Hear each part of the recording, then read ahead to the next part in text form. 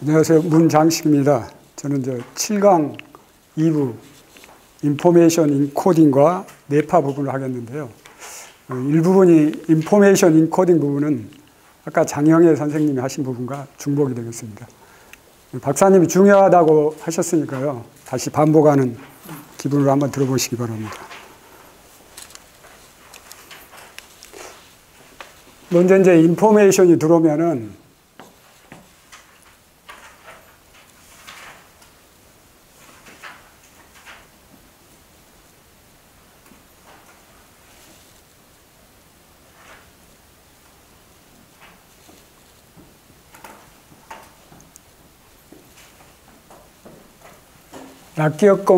낮 동안에 인포메이션이 들어오면은 바로 코텍스로 갑니다.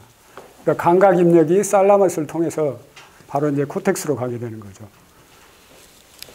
그 코텍스로 들어오게 되면 그때 기억은 코텍스에서 바로 공고화되지는 않고 기존의 기억에 걸쳐지게 되겠습니다. 그 이제 링크된다고 하는데요. 이런 식으로 되겠습니다.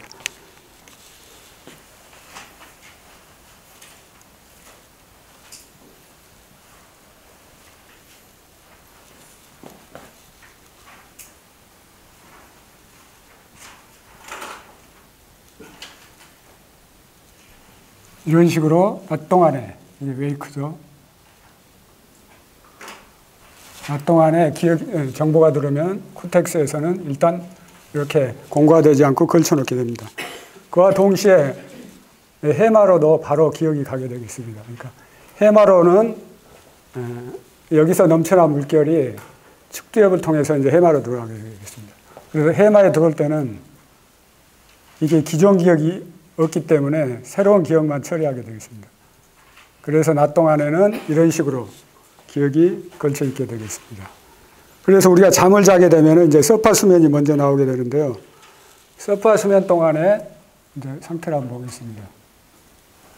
그래서 잠을 자게 되면은 먼저 해마에 있던 이 새로운 기억이 공고화가 됩니다. 그 리플레이가 되면서 공고화가 되는데 그림으로 그려보면 이런 식으로 되겠습니다.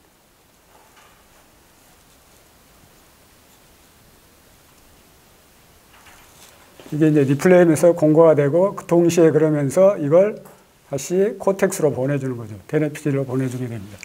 이 과정을 우리가 컨솔리데이션이라고 합니다. 포함이 되는데요. 기본적으로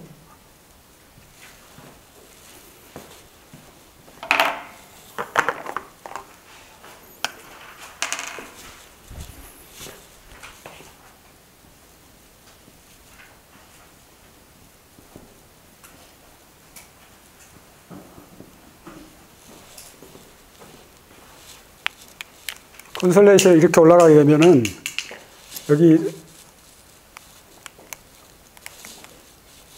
데네피질에서는 이제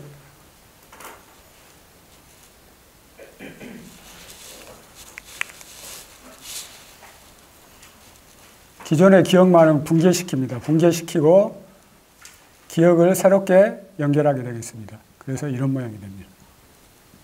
그림으로 그리자면 이런 모양.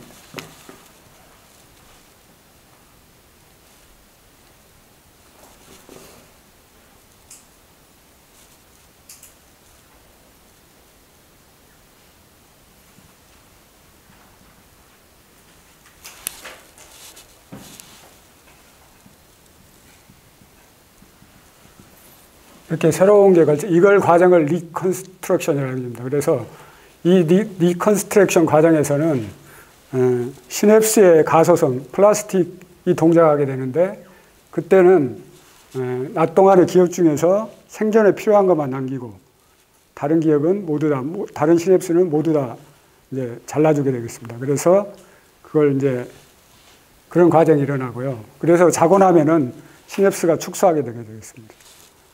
그래서 이제 서파 수면이 지나면 그 다음에 이제 렘 수면이 다시 오는데요. 렘 수면 때는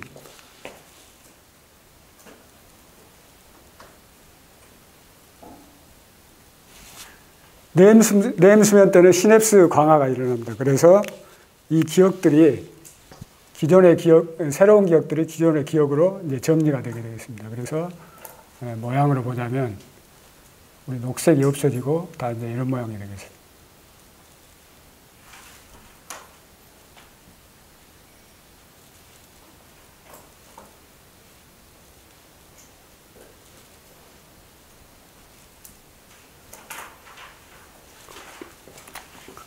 이걸 우리가 시냅스 광화라고 해줍니다.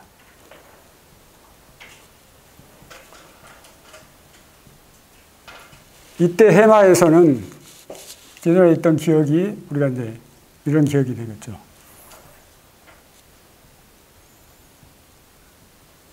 아까 박사님도 말씀하셨지만 해마 때는 램 수면 때는 해마에서 기억을 보내주지 않습니다. 그래서 이 과정은 이렇게 올라가면 이렇게 표시하자면 이런 데 올라가지 않는 이런 과정이 되겠습니다. 그래서 우리가 여기서 보면은 서파 수면 때는 리컨스트럭션이 일어나서 필요 없는 것을 시냅스를 솎아내고 그 다음에 램 수면 때는 기억을 시냅스를 강화하는 이런 과정이 반복이 되는데 그래서 서파 수면과 램 수면이 교대로 있는 이유가 되겠습니다. 그리고 이제 램 수면 동안에 여기서 이제 시냅스가 강화되는 과정이 분자적으로 밝혀졌는데 그것을 그림으로 한번 그려보겠습니다. 그래서 이 시냅스를 그려보면은 이게 이제 스파인이 되겠습니다.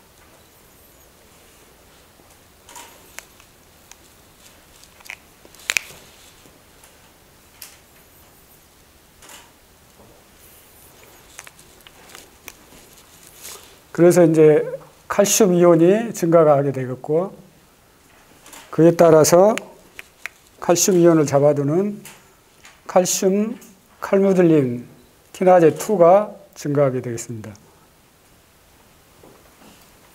그러면서 동시에 프로틴 키나제 A도 증가하게 됩니다. 이게 두 개가 증가되게 되면은 IG, Immediately Early Gene이 동작하게 됩니다. 이게 동작하면서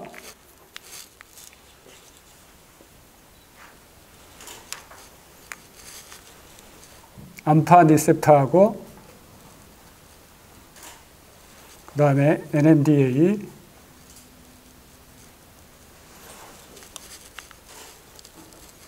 이게 이제 많아지게 됩니다. 그래서 이 많아진 놈이 여기에 갖다 붙게 되겠습니다. 그래서 이런 모양이 됩니다. 이게 이제 농도가 높아지는 거죠. 그래서 여기가 암파가 되는 거고 여기가 NMDA가 됩니다.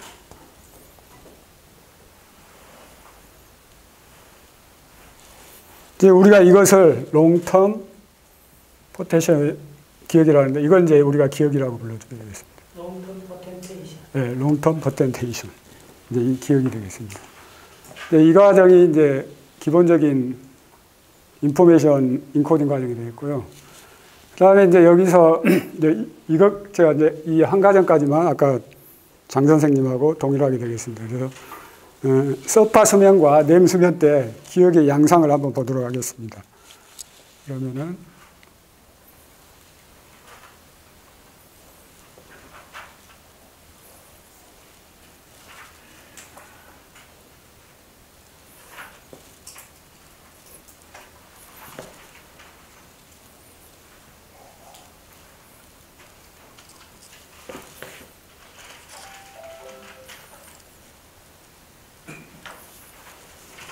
여기가 어소시에이트 코텍스가 되겠습니다.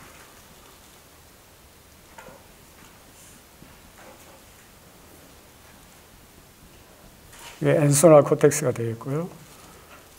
덴테이트 자이러스, CA1, CA3 동일하게 한번 그려요. AC, EC, DG, CA1, CA3가 되겠습니다.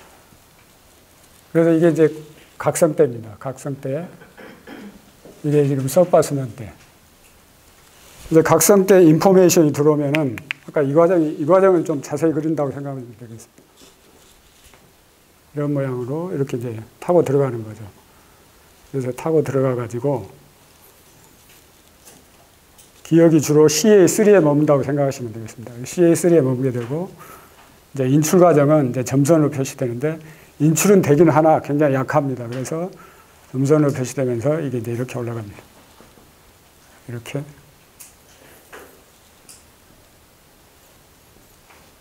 그래서 이렇게 올라가는데 이때는 아세트콜린이 굉장히 분비가 많이 나오게 되겠습니다. 분비가 하이가 되는 거죠. 이게 인포메이션.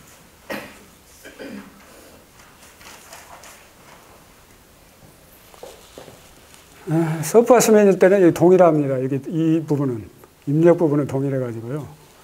여기까지 이런 모양으로 이렇게 됩니다. 그런데 이제 인출 과정이 여기서 서프아스맨트, 그러니까 서프아스맨트 이 모양은 해마에서 무슨 일이 일어나는가를, 그러니까 이제 그걸 보여주는 중요한 이제 모양이 되겠습니다. 그래서 서프아스맨트 해마에서 이렇게 동일하죠. 이제 실선으로 이렇게 인출이 되는데 중요한 건 CA3에서 샤프 웨이브 리플이 나와가지고 이게 이렇게 위로 올라간다는 그런 그림이 되겠습니다. 여기까지가 아까 저기 장영애 선생님 한번 하셨던 거고요. 이제 지금 아까 하나 더 그려야겠네요. 좁으니까.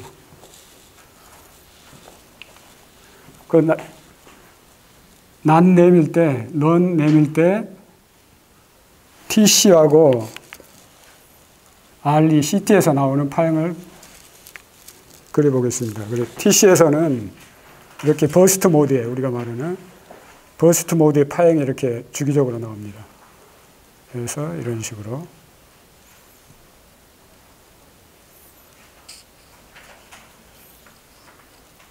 이게 이제 이 간격이 1세크가 됩니다. 1세크가 되고 이게 한 7Hz 정도. 우리가 말하는 이게 버스트 모드 파형, 버스트 파형이라고 합니다. 버스트 파형이 되겠고요. 그 다음에 이제 살라모 렉티큘라 뉴클리어에서 나오는 파형을 그려보겠습니다. TCI. 여기서는 한 7Hz의 파형이 나오는데 이런 모양으로 나옵니다.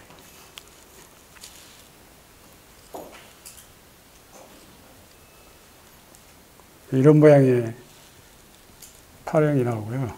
그 다음에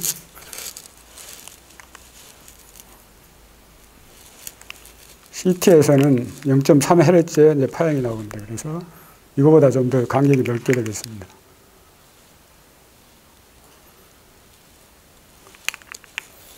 .3이 되는데 우리가 이것을 슬로우 오실레이션이라고 해야 됩니다.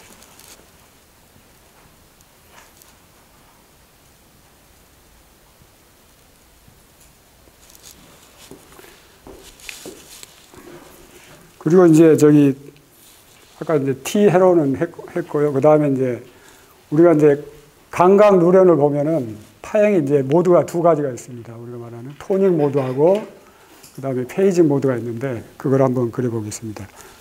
그래서 이제 감각 누련에 탐침을 꽂고 전기적 자극을 주었을 때 이제 모양이 되겠습니다. 감각 누련, 이게 감각 누련 리셉터입니다.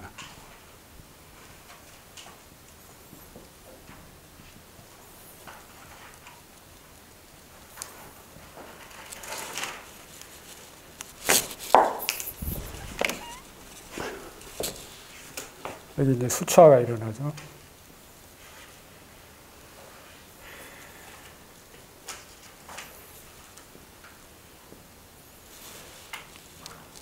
여기다 이제 전류를 이제 흐르게 되면은, 커런트 인젝트를 하게 되면은,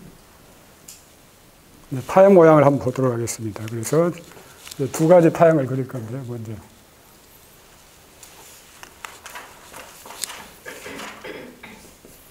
여기다가 0.3Hz의 파형을 전류를 흐르게 되면은, 자, 이쪽에서 나온 파형 모양을 보면은 이런 식으로 나오는 거 있습니다. 이런 식으로 나오게 되고, 그 다음에 여기 한참 끝에 가서 수출 여러 개 지나서 이 끝에 가서 이제 보면 이런 식의 모양이 나온답니다. 이렇게. 이렇게 나오는데 중간에도 이 가운데도 이렇게 이제 디지털적인데 이런 모양이 나옵니다. 우리가 이런 모양으로 나온 것을 토닉 모드 리셉터라고 해줍니다.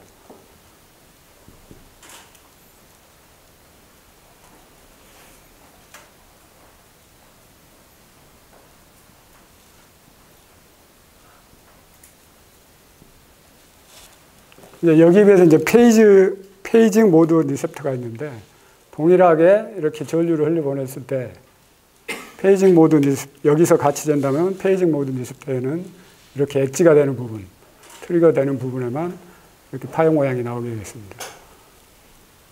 이렇게 나오게 되고 그 다음에 여기서 재보면 이렇게 변화되는 부분만 이런 식으로 나오는데 여기 이제 액팅 포텐셜이 되겠죠. 이런 것을 페이징 모드 리셉터라고 해주게 되겠습니다.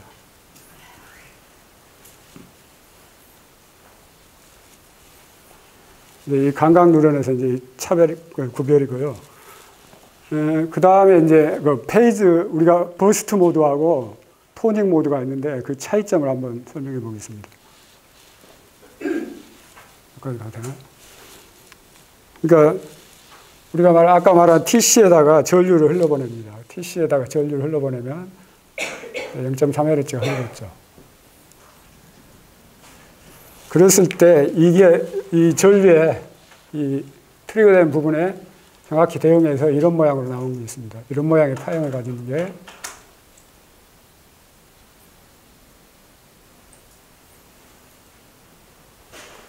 이런 것을 토닉 모드라고 불러줍니다. 여기 이제 TC인데 이런 걸 토닉 모드라고 불러주는데 이때 멤브레인의 전압을 보면은 마이너스 57mV가 되겠습니다. 그러니까 마이너스 57 멤브레인 포텐셜이 마이너스 57mV일 때 이렇게 전류를 보내주면 이런 모양이었는데 그랬을 때를 토닉 모드라고 해줍니다. 그러면 이에 비해 버스트 모드는 똑같이 이제 전류를 흘려보내주는 거죠.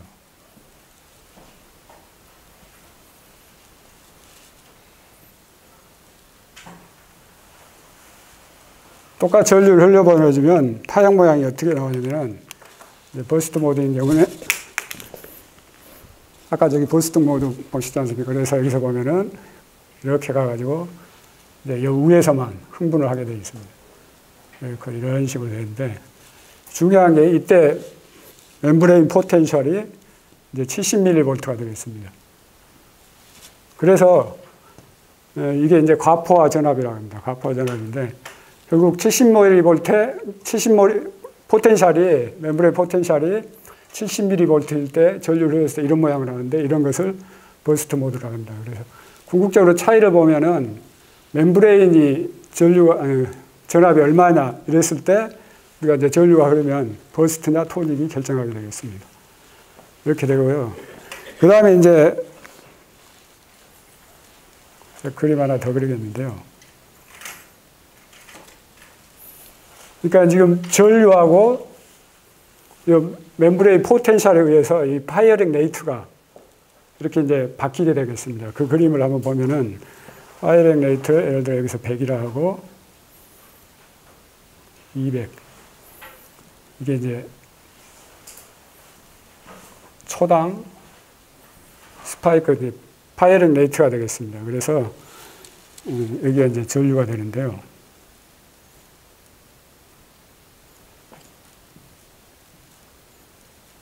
이 피코암페어 단위입니다. 그래서 버스트 모드, 즉 멤브레인 포텐셜이 마이너스 70일 때는 이 모양이 어떤 식으로 따라가냐면 이렇게 스텝 모양으로 갑니다. 스텝 모양으로 가가지고 그러니까 이런 모양일 때는 이 파이어링 레이트가 이런 식으로 변한다는 거죠. 전류를 흘려주면 그렇게 되는 거고 이게 이제 버스트 모드가 되겠습니다. 버스트 모드고 이게 이제 마이너스 70 되고 VM이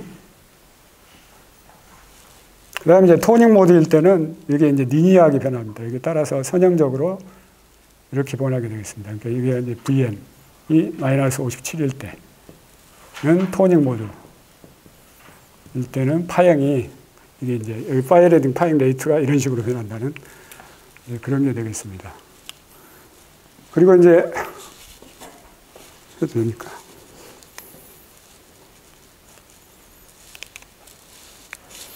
그 다음에 이제 우리가 청반액에다가 탐침을 꽂고 이제 그 청반액에서 코텍스까지 가는 그 누런에 전류를 주면서 변화를 이제 보는 그래프가 있습니다. 그래서 그걸 보면은 이런 식이 되겠는데요.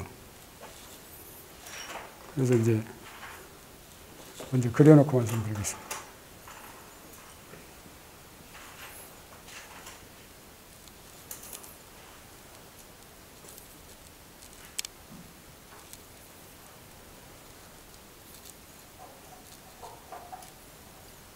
저번이 사실 되게 중요해요. 굉장히 많은 경우는 대뇌피질에서 저런 게 대뇌피질 효율을 바꿔주는 그런 거거든요. 그래서 텐션 해야만이 대뇌피질 어라우질이 일어나고 그건 기억이 됩니다. 텐션 하지 못하면 기억을 할 수가 없는 거예요. 그게 이제 지금 신경 메커니즘을 이야기합니다. 두 개나 더 파일을 말씀드립니다. 그렇습니다. 방금 말씀하신 대로 이게 이제 청반액에서 탐침을 꽂고 이제 전류를 이런 식으로 변화시켰을 때입니다. 그러면은 이쪽 출력은 그러니까 우리 청반액에서 코텍스까지 누런이 가는데 그쪽에서 코텍스에서 분비하는 신경 물질이 이렇게 변화율이 3일 때는 이런 식, 5일 때 이런 식으로 해서 이 변화를 나타냅니다. 그래서 결국 이 전류의 변화에 따라서 청반액 대뇌피질에서 2배까지 신경물질을 분비한다는 이런 그림이 되겠습니다. 그리고 이제 그 중요한 점이 그 청반액에서는 페이스메이커 이제 파형이 나오게 됩니다. 그래서 이제 그림 먼저 그려보면 이런 식의 이게 규칙적인 거죠. 그 청반액에 나오는 노르에피네프린, 노르에피네프린이 결국 기억을 공고해야 하는 게 가장 중요합니다. 예. 그게 자체적으로 저런 주기를 갖는 페이스메이커형의 파형이 나왔다는 게 상당히 중요합니다. 예, 그렇습니다. 그래서 이렇게 주기적으로 3초에 하나씩 펄스가 나오는데 이것을 페이스메이커라고 해줘요. 그래서 내가 단대 강의할 때 대뇌피질에서 내관핵에서 대뇌피질로 분비하는 거는 스프링클러처럼 초단위로 분비한다고 이렇게 이야기했죠. 그게 이제 3초에 한 번씩 이렇게 초단위로 네, 그런데 그 대뇌피질에서 기억을 만드는 가바하고 글루타메이트는 미리세컨드 오더로 동작하는 거예요. 1100발의 프로세스가 그거 두 개를 구분하셔야 돼요. 구분하셨나요? 가바하고 글루타메이트하고 세로토닌, 아스토폴린, 노르에피네프린 이런 거하고가 완전히 다른 원소가 나는 거예요. 의식의 내용하고 의식의 상태를 결정해 줍니다. 네, 그렇게 되겠습니다. 그래서 사실 이 페이스메이커는 이 주기적 파형은 청반액뿐만 아니고 우리가 알리, 렉티큘라, 뉴클레스 거기서도 나온답니다. 그래서 박사님 말씀인데 우리 인체 누런이 100억 개의 누런이 독립적인 시계를 가지고 있고 거기서 이제 펄스 클로가 나온다, 펄스가 나온다 합니다. 그래서 그게 페이스메이커라는 게 마라톤 할 때도 속도 조절하는 사람들이잖아요. 페이스메이커라는 게 우리 브레인 전체에 100억 개 이상 뉴런이 이렇게 하는데 모두 다 페이스메이커 아니고 마라톤에서 일부 사람 페이스메이커를 해주잖아요. 그래서 흐름을 조절해주잖아요. 정보의 흐름을 딱 그 바틀러처럼 이렇게 덩어리지잖아요. 그처럼 되어 있는 게 지금 페이스메이커 가장 유명한 게 산치럴 패턴 제너레이터라 해서 척수에도 있고 뇌관에도 있고 하는 게 우리 사주 움직일 때도 교본적인 시그널을 만들어주는 페이스메이커가 있고 저거는 지금 뭐냐면 기억이나 저쪽까지도 확장할 수 있는 또 다른 종류의 페이스메이커를 이야기하는 거예요. 그래서 저거는 노르에피네프린 그 청반액이 그만큼 중요하다는 아주 구체적인 예가 됩니다. 그리고 저게 바로 기억이 아주 핵심적인 부분이에요. 그래서 거기 이제 독립적인 클락이 있는데 이제 박사님 말씀하신 거 제가 제 나름대로 이제 공부를 해서 좀 정리했고 그래서 그거 이제 우리 감각 입력이 들어오면은 그게 이제 토닝 모드로 동작하게 된답니다. 그래서 토닝 모드 동작하다가 만약에 우리가 이제 주의력이 떨어지면 노르에필레필렌이 이제 감소가 되는 거죠. 노르에필레필렌이 안 나오게 되면은 그때는 우리가 이제 낮에도 렘수면 상태 같은 꿈과 같은 상태가 돼서 결론적으로 우리 낮에도 뇌인 수면 같은 상태가 많다는 게 그 말씀이었습니다. 이상입니다.